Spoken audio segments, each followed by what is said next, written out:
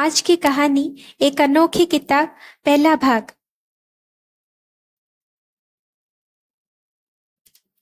Hotel grand continental में आज बहुत ही बड़े धूमधाम से श्रुति की सगाई हो रही थी उसके सपनों के राजकुमार रणदीप के साथ। दोनों के घरवाले भी बहुत ही खुश थे। खुश क्यों ना हो, आखिर रणदीप और श्रुति दोनों ही बहुत काबिल और वेल सेटल थे। आज वो दिन था जिसका कब से श्रुति बेसब्री से इंतजार कर रही थी। चेहरे पर एक अलग ही चमक है श्रुति की। हंसी है कि थमने का नाम नहीं लेती। होंठ से आंखों से हर जगह से छलक रही है। श्रुति को 3 महीने लग गए थे ये सोचने में कि आखिर वो किस कलर कॉम्बिनेशन के साथ गाउन पहनेगी। फिर करीब 8 महीने के बाद पर्ल व्हाइट गाउन में परी सी खूबसूरत लग रही है आज श्रुति। एग्जैक्ट सेम तो नहीं पर लगभग उसी कलर का सूट है रणदीप का। आंखों की चमक श्रुति के कुछ और ही थे। आज है ग्रैंड एंगेजमेंट सेरेमनी श्रुति और रणदीप की। ग्रैंड सिर्फ बोलने के लिए ही नहीं थी, ये सच में ही बहुत ग्रैंड पार्टी है। सबसे बड़े एक आलीशान होटल के बड़े खूबसूरत हॉल जिसमें तारों और सूरज की तरह चमचमाते बेशकीमती झूमर भी जैसे सलामी दे रहे हो मेहमानों को। हर टेबल पर कोई ना कोई जानी मानी हस्ती इंतजार कर रही थी आज के स्पेशल कपल का। और फिर रणदीप अपने अंदाज में स्टेज की तरफ आ रहा है। 4-5 दोस्तों ने उसे घेर रखा है स्टेज पर आकर। बस अब रणदीप को भी श्रुति का बेसब्री से ही इंतजार है।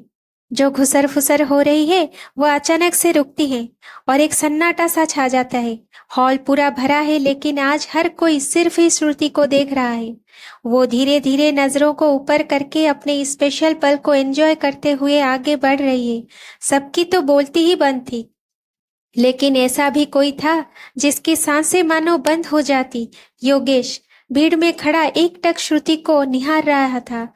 आंखों को झपकाना भी शायद भूल गया वो। उस पल वो खो गया था। एक पल में उसने पास से फ्यूचर की पूरी यात्रा कर डाली। योगेश वो था जो श्रुति को बेइंतहा प्यार करता था। योगेश और श्रुति की दोस्ती स्कूल के समय की है, लेकिन योगेश अपनी मन की बात श्रुति को बता नहीं सकता था। योगेश के पास दिल था, प्यार था, पर वो नहीं था जो श्रुति को चाहिए थी। श्रुति के सपने बहुत बड़े थे। वो जिस तरह के राजकुमार के सपने संजोए बैठी थी, ऐसा रणदीप था। सच का राजकुमार, सिर्फ दिल का नहीं। जैसे जैसे श्रुति के पैर स्टेज पर खड़े रणदीप की तरफ बढ़ रहे थे, वैसे वैसे योगेश के पैर उसे कह रहे थे कि अब चल, बस कर। अब भी रुकेगा क्या ये सब देखने के लिए?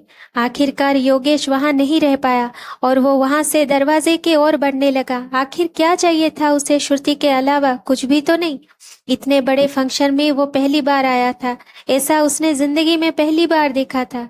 योगेश अपनी कार में बैठा जो उसकी नहीं थी, मांग कर अपने दोस्त से खास इस फंक्शन के लिए लाया था।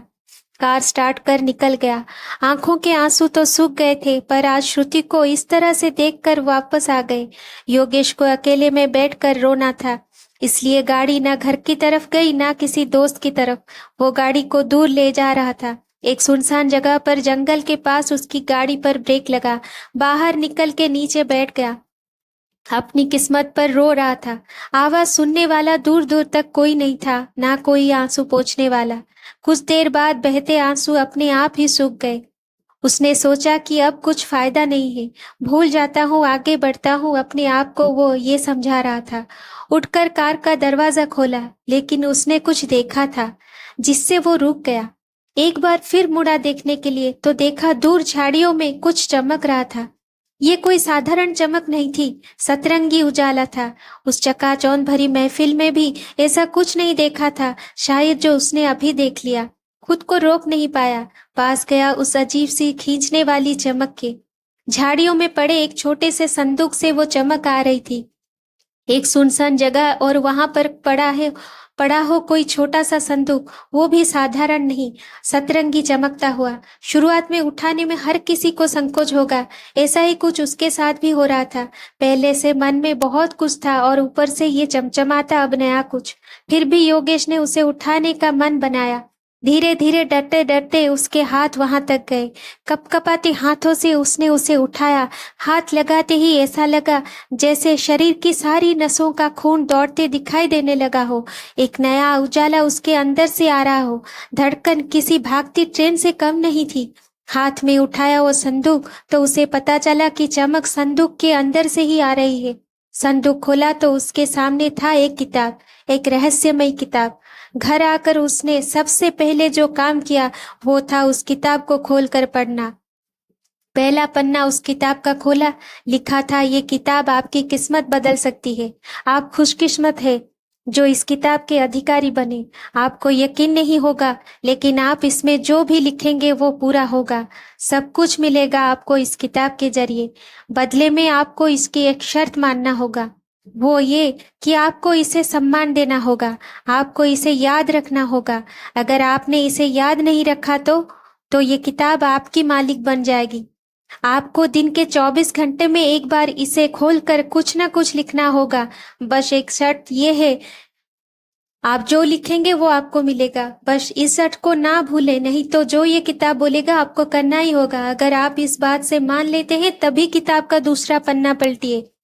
अगर आपका जवाब ना है तो इसे जहां से लिया है वहीं वापस रखाइए। एक बार पन्ना पलटने के बाद ये किताब आपकी ही हो जाएगी। कोई भी इस बात को एकदम से मानने को तैयार नहीं होगा, लेकिन उस किताब से आती रोशनी ये बयां कर रही थी कि ये कोई साधारण किताब तो हरगिज है ही नहीं। फिर भी कुछ देर योगेश वही बैठा रहा। मन में यही लग रहा था कि शायद ही ऐसा कुछ होता होगा, लेकिन फिर भी उसने वो लिख दिया जिसके वजह से उसका मन भरा हुआ था, श्रुति के बारे में। कि श्रुति सुबह उसके घर पर आए उससे मिलने। उसे पता था कि ये हो ही नहीं सकता क्योंकि आज ही उसकी एंगेजमेंट हुई है और श्रुति रणदीप के साथ ही रहेगी, लेकिन फिर भी उसने लिख दिया। लिखकर उसने किताब यूं बंद कर दिया और फिर घर जाकर सो गया। To be continued. Thank you for watching. Please like, share and subscribe my channel.